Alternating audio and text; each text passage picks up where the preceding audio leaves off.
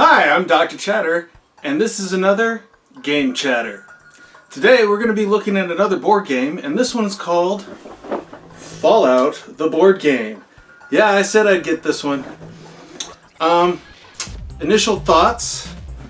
Well, this is also a 1 to 4 player game, just like XCOM, the board game. I hope that doesn't make it unplayable as a 1 player game. It doesn't appear that it has anything to do with online mode or having a phone app or anything like that.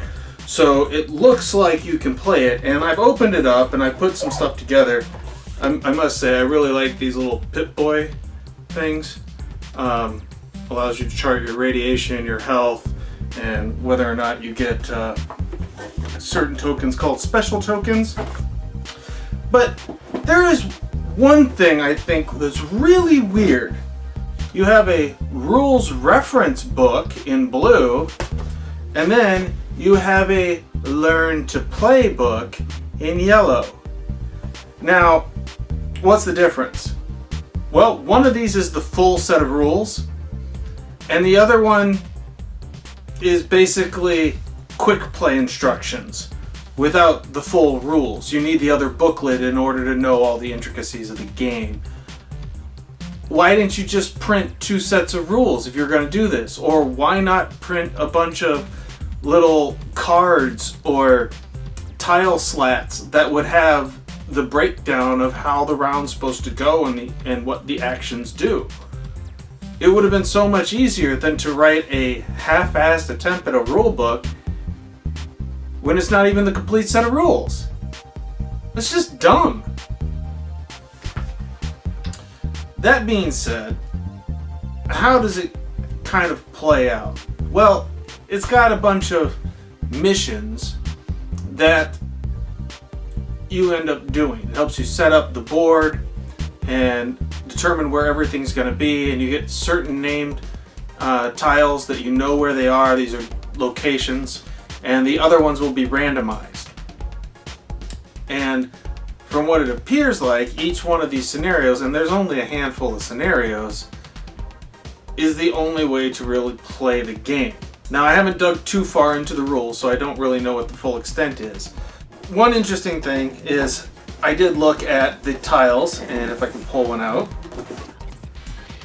if you could see that, you got the different boundary areas of where you can move, you got the location and the name, and that's pretty much what all of them are like. Some are green, some are red, so I'm assuming that's, you know, different levels of difficulty.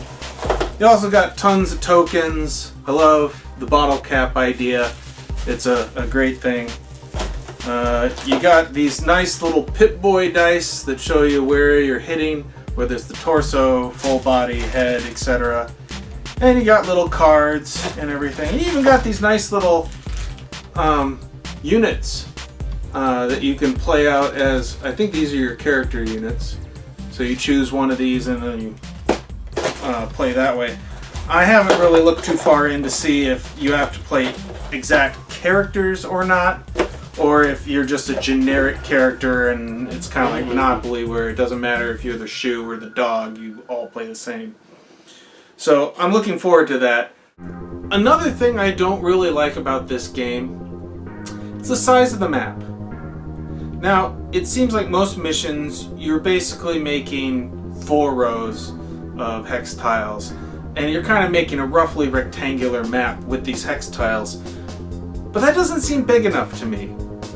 I mean, from what I've looked at from some of the missions, it looks like your initial startup area of Sanctuary Hills, Vault 111, and Concord take up the majority of one of the mission maps, which leaves out all the rest of Boston. And I'm assuming some of these missions are from Fallout 3 too, or have locations dealing with Fallout 3, as I have seen locations that appear to be from Fallout 3. So, while it's not exactly Fallout 4 and it's not exactly Fallout 3, it is an interesting hybrid. I just think the world should be bigger. I'm sorry. That's me. I like open world games. I like building things with tiles and hex tiles. That's why I've been making my own version of of games similar to this. But I don't think this was done quite right. Like I said, I haven't played it yet, and I'm looking forward to playing it. I've got to read through the rules. I've been doing a lot of video work and a lot of other stuff. My other job is absolute chaos. So I'm going to get this done, and I'll give a full review later. If I had to say, this is a $60 game, I would say that it's kind of a miss. Not exactly worth $60 in my opinion, but $50? Maybe even high as $55, because I still think you made a couple mistakes. We'll see how it plays. We'll see how the missions turn out when you replay and replay and replay. And if you don't bring out any expansions, then it's definitely not a $60 game. But if you do, that might make it better. But then again, those expansions are going to have to be good, and they can't be as expensive. But I can't wait to play this game, and I will post a video as soon as I do. Don't know when that'll be. Hopefully it's in the next couple of months for sure. I would like it to be in the next month. But until I play it, remember that knowledge will change the game.